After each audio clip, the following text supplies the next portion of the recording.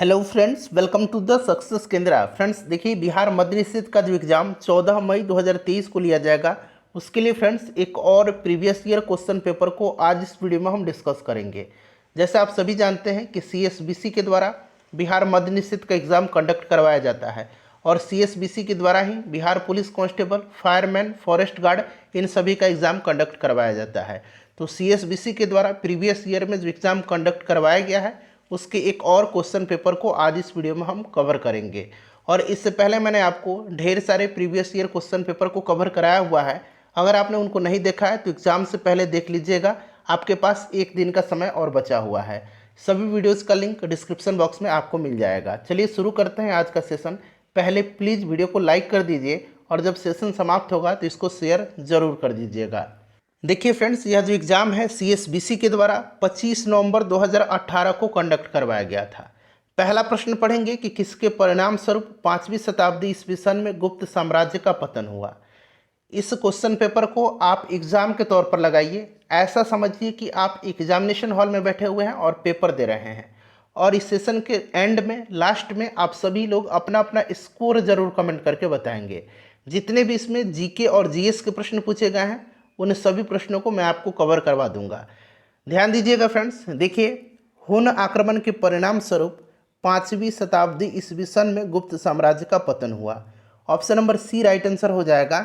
हुनों का पहला आक्रमण जो है भारत पर, यह गुप्त सम्राट स्कंदगुप्त के शासनकाल में हुआ था और स्कंदगुप्त ने हुनों को बुरी तरह से पराजित भी किया था। ये ध्यान रखेंगे आप। गुप्त वंश का संस्थापक कौन था? गुप्त वंश का संस्थापक श्रीगुप्त था। क्लियर? गुप्त वंश के शासकों ने मंदिरों एवं ब्राह्मणों को सबसे अधिक जो है ग्राम अनुदान में दिए थे, गांव अनुदान में दिए थे। गुप्त काल को प्राचीन काल का भारत के साहित्य और सांस्कृतिक दृष्टि से स्वर्ण युग यानी कि क्लासिक युग कहा जाता है। चलिए नेक्स्ट क्वेश्चन है कि प्रशासन के क्षेत्र में चोल राजवंश का मुख्य योगदान है। तो राइट आंसर इसका क्या हो जाएगा? एक संगठित स्थानीय स्वशासन में। Option number D correct answer हो जाएगा। याद रखेंगे आप, चोल साम्राज्य की स्थापना विजयालय ने किया था। चोलों की राजधानी कहाँ पर थी? तो इनकी राजधानी तंजौर थी। ये भी प्रश्न बनता है। और चोल साम्राज्य के पास एक शक्तिशाली नौसेना भी थी। चलिए नेक्स्ट क्वेश्चन करेंगे कि मुगल शासन में मनसबदारी प्रणाली का प्रवर्तन किसके द्वारा किया गया था। तो फ्रेंड्स, यह जो है अकबर के द्वारा किया गया था। किसके द्वारा किया गया था? अकबर के द्वारा मनसबदारी प्रणाली 1574 ईस्वी में लागू किया गया था। तो राइट आंसर यहाँ पर अकबर हो जाएगा। चलिए, और अकबर ने तीर्थ यात्रा कर को समाप्त किया था, इसने जजिया कर को समाप्त किया था, दीन ए इलाही धर्म प्रारंभ किया था। इन सब को आप ध्यान रखेंगे। मुगल काल में सर्वाधिक मनसबदार किसके शासन काल में थे? तो सबसे ज़्यादा मनसबदार जो थे मुगल काल में, ये औरंगजेब के शासन काल में थे। राइट आंसर औरंगजेब हो जाएगा। और औरंगजेब को आलमगीर के नाम से भी जाना जाता है। ये प्रश्न अगर पूछा जाए कि आलमगीर के नाम से किस मुगल बादशाह को जाना जाता है, तो ये औरंगजेब है। चलिए नेक्स्ट क्वेश्चन है, और आलमगीर और जिंदा पीर, ये दोनों नाम आप याद रखेंगे, जिंदा पीर और आलमगीर। अगला प्रश्न है हमारा क्वेश्चन नंबर 5 कि निम्न में से किस अंग्रेज व्यक्ति ने पहली बार श्रीमद् भगवत गीता का अंग्रेजी में अनुवाद किया था? तो ये किसने किया था? चार्ल्स विल्किंस ने किया था। इसी ने पहली बार श्रीमद् भगवत गीता का अनुवाद अंग्रेजी में किया था। क्लियर है? चलिए, तो राइट आंसर चार्ल्स विल्किंस हो जाएगा। उसके बाद देखिए, फ्रंटियर गांधी किसे कहा जाता है? सीमांत गांधी, फ्रंटियर गांधी के नाम से खान अब्दुल गफ्फार खान को जाना जाता है। ठीक है, खान अब्दुल गफ्फार खान ने लाल कुर्ती आंदोलन के नाम से जो है एक संगठन इन्होंने चालू किया था। तो ये खान अब्दुल गफ्फार खान हो जाएगा। किस गुप्त शासक को विक्रमादित्य की उपाधि दी गई थी? तो विक्रमादित्य चंद्रगुप्त द्वितीय को, ठीक है, चंद्रगुप्त। और समुद्रगुप्त को भारत का नेपोलियन कहा जाता है। चंद्रगुप्त द्वितीय, चंद्रगुप्त विक्रमादित्य, याद रखेंगे आप। ठीक है, चलिए, इन्हीं के समय फाहियान जो है भारत आया था। अगला प्रश्न है कि सारनाथ का लायन कैपिटल किस शासक से संबंधित है? तो सही उत्तर इसका क्या हो जाएगा? सही उत्तर जो है यह सम्राट अशोक से संबंधित है। सम्राट अशोक से संबंधित है। इस स्तंभ में 4 शेर एक दूसरे से पीठ सटा करके बैठे हुए हैं। इलाहाबाद का अशोक स्तंभ अभिलेख ही प्रयाग प्रशस्ति हरिसेन द्वारा उत्तीर्ण किया गया था, जिससे समुद्रगुप्त के शासनकाल के बारे में सूचना मिलती है? तो राइट आंसर इसका क्या हो जाएगा? अशोक हो जाएगा। 1906 ईस्वी में कांग्रेस के वार्षिक अधिवेशन की अध्यक्षता किसने किया था? 1906 में जो है यह जो अधिवेशन हुआ था ये कहाँ पर हुआ था? तो ये कलकत्ता में हुआ था। इसकी अध्यक्षता दादा भाई नौरोजी ने किया था। नेक्स्ट क्वेश्चन कर लेंगे कि एलिफेंटा में चट्टान काटकर बनाए गए प्रसिद्ध मंदिर निम्न में से संबंधित है? तो यह संबंधित है किस वंश से? तो राष्ट्रकूट शासक से संबंधित है, तो राष्ट्रकूट इसका करेक्ट आंसर हो जाएगा। और इसका निर्माण जो है किसने करवाया था? तो इसका निर्माण जो है राष्ट्रकूट शासक जो है कृष्ण प्रथम ने करवाया था। इसको भी आप ध्यान रखेंगे, ठीक है। चलिए उसके बाद नेक्स्ट क्वेश्चन कर लेंगे कि प्रायद्वीप भूमि का एक फैलाव होता है जो लगभग पूरी तरह से घिरा होता है। तो यह पूरी तरह से जो है लगभग जल से पूरी तरह से घिरा होता है। तो राइट आंसर इसका हो जाएगा जल से। अगला प्रश्न है कि दक्षिणी ध्रुव पर पहुंचने वाला प्रथम व्यक्ति कौन था? अच्छा, उत्तरी ध्रुव पर पहुंचने वाला प्रथम व्यक्ति रॉबर्ट पियरी था, और दक्षिणी ध्रुव पूछा गया है तो एमंडसन था, ठीक है। Option number B correct answer इसका हो जाएगा। पूरे विश्व का चक्कर लगाने वाला प्रथम व्यक्ति मैगलन था। ये भी पूछा जाएगा प्रश्न, तो आपको याद रखना है। चलिए, अमेरिका की खोज कोलंबस ने किया था, और भारत के लिए समुद्री मार्ग की खोज वास्को डिगामा ने 1498 में किया था। ऑस्ट्रेलिया की खोज जेम्स कुक ने किया था। तो ये 3 पॉइंट्स आप ध्यान रखेंगे। Australia James cook, America Columbus, Bharat के लिए समुद्री मार्ग की खोज वास्को डिगामा ने किया था। निम्नलिखित में से किस देश में यूफ्रेटस और टिग्रिस नदियाँ बहती है? तो टिग्रिस जो है ये इराक की नदी है। तो इससे आप पकड़ सकते हैं कि यूफ्रेटस और टिग्रिस नदी कहाँ की है? तो ये इराक की है। Option number D correct answer हो जाएगा। नील नदी का उद्गम कहाँ से होता है? विक्टोरिया झील से होता है। यूरोप महाद्वीप की सबसे लंबी नदी कौन सी है? वोल्गा है। अफ्रीका की सबसे लंबी नदी नील नदी है। दक्षिणी अमेरिका की अमेजन है। तो ये सब आप ध्यान रखेंगे। एशिया की सबसे लंबी नदी यांगत्से नदी है। चलिए उसके बाद अगला प्रश्न है कि स्वेज नहर के खुलते ही खालिस्तान है और फिर खालिस्तान के बीच समुद्री यात्रा का मार्ग छोटा हो गया। तो ये खुलते ही लंदन और चेन्नई के बीच का समुद्री यात्रा छोटा हो, एशिया और यूरोप के बीच का जो मार्ग है वो छोटा हो गया। तो राइट आंसर यहाँ से क्या हो जाएगा? Option number D.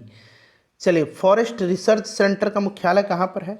Forest research centre जो है ये देहरादून पर है, देहरादून में है। देहरादून इसका राइट आंसर हो जाएगा। ऑप्शन नंबर यहाँ पर डी में दिया गया है, ठीक है।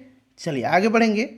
नेक्स्ट, अच्छा, केंद्रीय आलू अनुसंधान संस्थान कहाँ पर है? तो शिमला में है। इसको आप जरूर ध्यान रखेंगे। केंद्रीय आलू अनुसंधान संस्थान। सेंट्रल जूट तकनीक अनुसंधान संस्थान कोलकाता में है।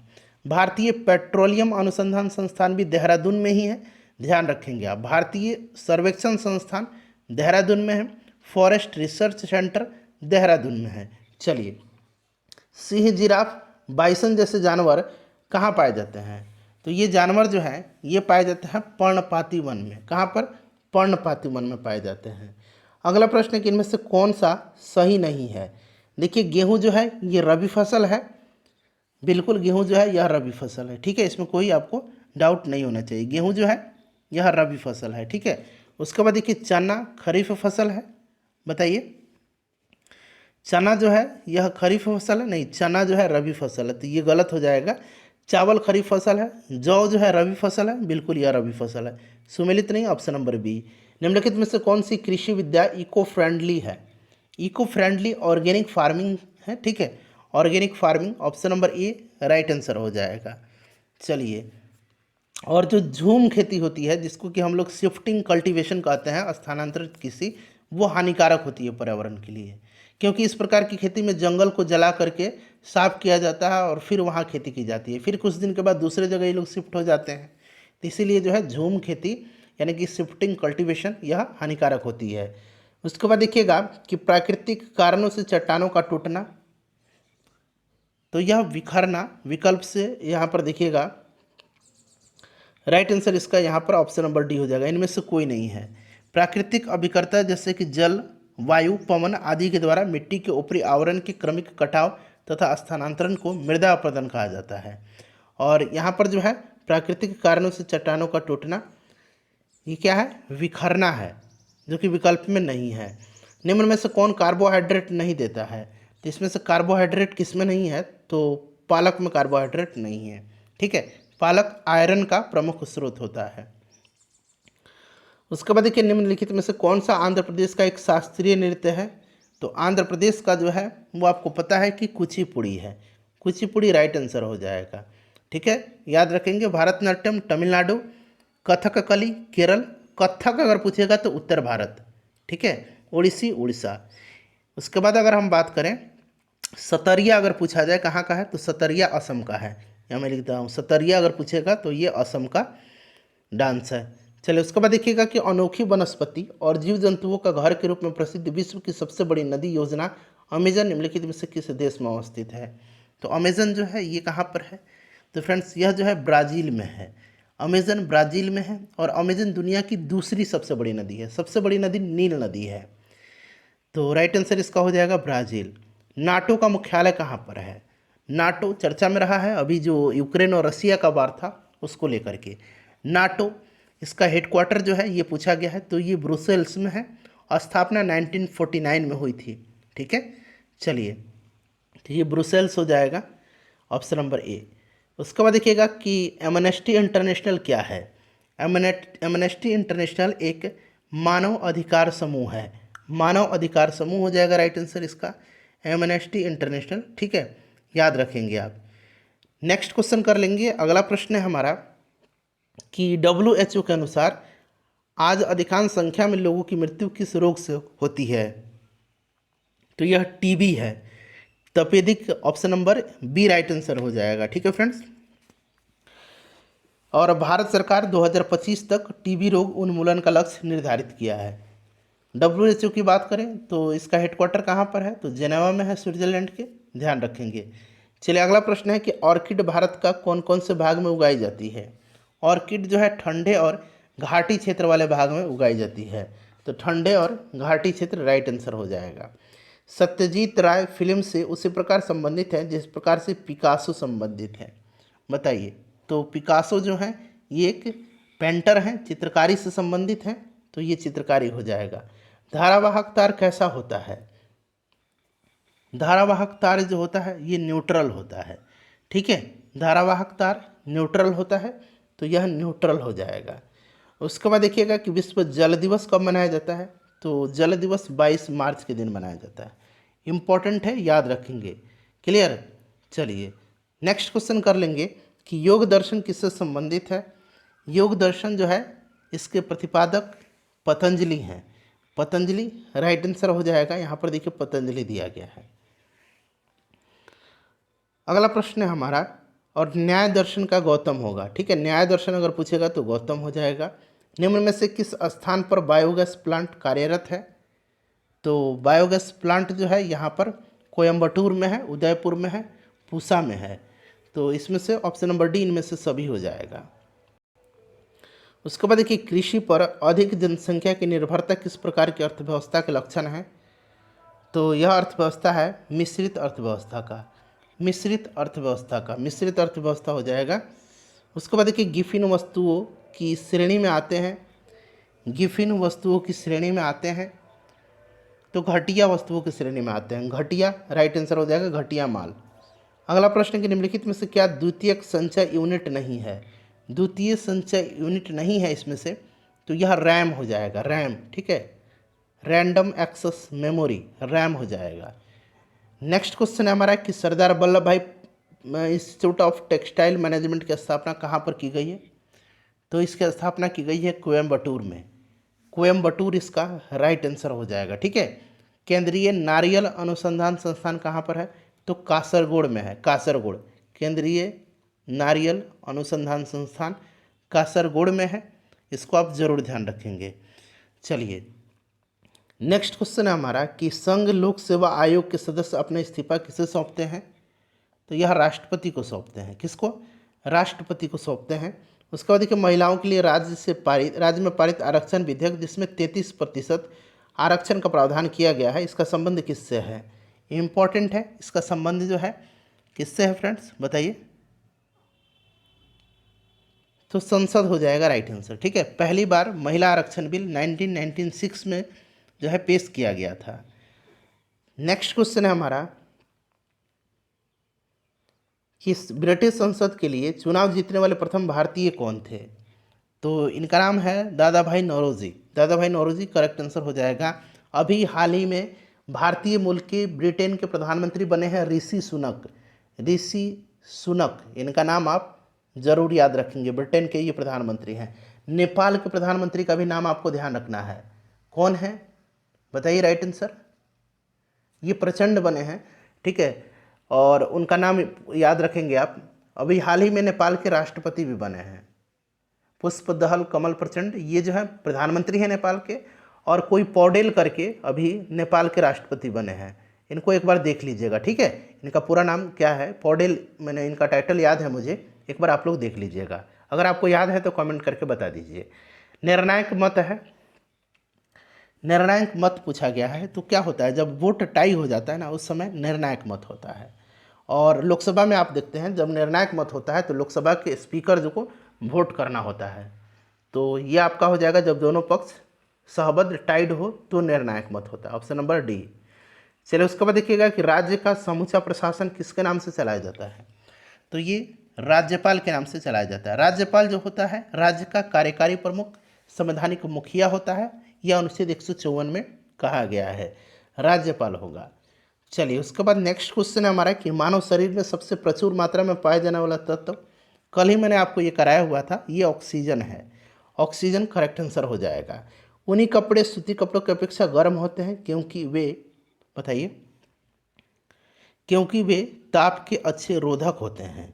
ताप के अच्छे रोधक होते हैं। देखिए, अच्छे अवशोषक, अच्छे उत्सर्जक भी होते हैं। काली त्वचा वाला मनुष्य गोरी त्वचा वाले मनुष्य की तुलना में अधिक गर्मी और अधिक सर्दी का अनुभव करता है।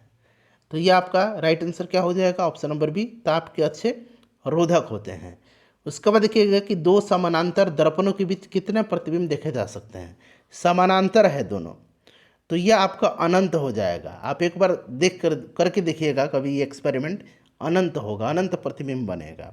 ठीक है, समानांतर दर्पण के बीच क्या होगा, एंगल जो होता है वो 0 डिग्री का हो जाता है, और प्रतिबिंब की संख्या आपको पता है क्या होता है, बताइए, 360 हो जाएगा, और जो एंगल है वो थीटा, तो यहाँ 360 और 0 करेंगे तो ये कितना हो जाएगा, इन्फिनिटी हो जाएगा।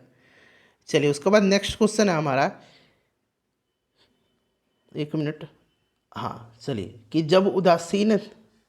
जब किसी उदासीन धातु के गोले को धनात्मक रूप से आवेशित कांच की छड़ से संपर्क से आवेशित किया जाता है तो यह गोला क्या करेगा? तो यह गोला जो होगा यह क्या करेगा, इलेक्ट्रॉन त्यागेगा। क्या करेगा, इलेक्ट्रॉन त्याग देगा, तो यानी कि इलेक्ट्रॉन गंवाएगा, option number A correct answer इसका हो जाएगा। चलो उसके बाद देखिएगा कि रात्रि को आकाश में कौन सा लाल दिखता है, कौन सा ग्रह जो है यह लाल दिखता है? तो यह ग्रह जो है इसका नाम है मंगल ग्रह। मंगल राइट आंसर हो जाएगा, लाल ग्रह है। ठीक है, चलिए अगला प्रश्न है हमारा कि सूर्य की किरण में कितने रंग होते हैं? तो सूर्य की किरण में 7 रंग होते हैं। 7 रंगों में सबसे ज़्यादा तरंगदैर्घ्य लाल का होता है, सबसे कम तरंगदैर्घ्य बैगनी का होता है। चलिए उसके बाद नेक्स्ट क्वेश्चन कर लेंगे, 7 हो जाएगा इसका राइट आंसर। उसके बाद देखिएगा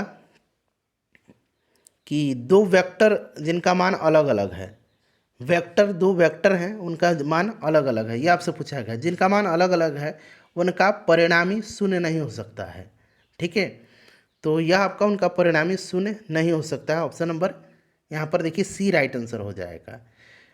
चलिए सदिश राशियों का परिणाम न्यूनतम होता है जब थीटा 180 डिग्री हो, अर्थात सदिश प्रति समानांतर हो, और इनका परिणाम अधिकतम होगा जब थीटा 0 हो। ठीक है, चलिए उसके बाद नेक्स्ट क्वेश्चन है, किसी गैस की निश्चित द्रव्यमान का 273 डिग्री परम ताप पर आयतन 25 किलोमीटर है। यदि दाब स्थिर रखा जाए तो परम ताप पर उसी गैस के द्रव्यमान का आयतन क्या होगा? तो बताइए।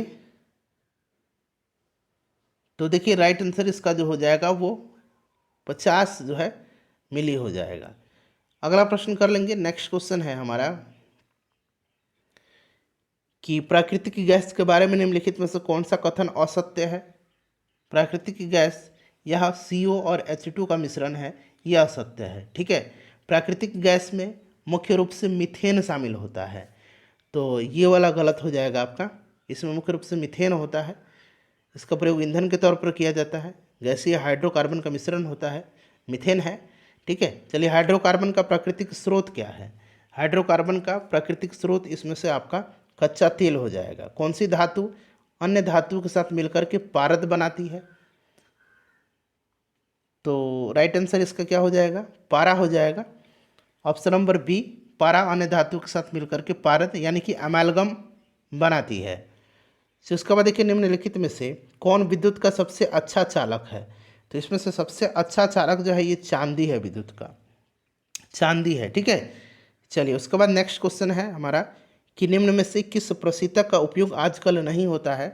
तो आजकल जो है प्रशीतक का उपयोग नहीं होता है कार्बन डाइऑक्साइड का। ठीक है, कार्बन डाइऑक्साइड का आजकल उपयोग नहीं होता है। चलिए उसके बाद नेक्स्ट क्वेश्चन है, प्रशीतक में जो है क्लोरो डाईफ्लोरोमीथेन का प्रयोग किया जाता है। डाईफ्लोरोमीथेन का डाईफ्लोरोमीथेन का इस्तेमाल किया जाता है आजकल। किसमें भरपूर लौह तत्व पाया जाता है? तो ये हरी सब्जियां हो जाएगा। निम्नलिखित में से अंकुरन के लिए सामान्यतः किसकी आवश्यकता नहीं होती है? तो अंकुरन के लिए प्रकाश की आवश्यकता जो है सामान्यतः नहीं होती है। बाकी पानी, हवा और ताप बहुत ही जरूरी होता है, ये मैंडेटरी नहीं है। उसके बाद देखिए, निम्नलिखित में से सर्वाधिक तीव्र गति से विसरण कौन करता है? तो विसरण जो होता है ये गैस होता है, विसरण गैस में होता है। ठीक है, गैस में विसरण जो होता है यह तेजी से होता है, तो गैस हो जाएगा। ठोस कार्बन डाइऑक्साइड को क्या कहते हैं? तो ठोस कार्बन डाइऑक्साइड को जो है शुष्क बर्फ कहा जाता है, शुष्क बर्फ राइट आंसर हो जाएगा। उसके बाद देखिएगा कि आँख के मायोपिया दृष्टि में क्या होता है? तो आँख के मायोपिया दृष्टि में रेटिना के सम्मुख प्रकाश किरणें केंद्रित होती है। मायोपिया को हम लोग निकट दृष्टि दोष कहते हैं। ठीक है, और रेटिना के सम्मुख जो है प्रकाश किरणें केंद्रित होती है। और आपको पता है फ्रेंड्स कि ये जो मायोपिया है इसको कैसे ठीक किया जाता है? निकट दृष्टि दोष जो है इसको किया जाता है अवतल लेंस का इस्तेमाल किया जाता है इसको ठीक करने में। और जो हाइपरमेट्रोपिया है जिसको कि हम लोग दीर्घ दृष्टि दोष कहते हैं, इसमें उत्तल लेंस का प्रयोग किया जाता है। तो राइट आंसर इसका क्या हो जाएगा? ऑप्शन नंबर ए हो जाएगा। सामान्यतः निम्नलिखित में से, यहाँ आप देखिए, सामान्यतः निम्नलिखित को छोड़कर समस्त पौधों को संक्रमित करता है। तो ये संक्रमित कर देगा तनाग्र। ठीक है, तनाग्र जो है यह जो है संक्रमित करता है। उसके बाद नेक्स्ट क्वेश्चन है हमारा कि इंसुलिन स्रावित होता है। इंसुलिन जो है ये कहाँ से स्रावित होता है? इसका आंसर आप कमेंट करके बताएंगे और अपना स्कोर बताइए कि इन 60 प्रश्नों में से कितने का आंसर आपने सही दिया।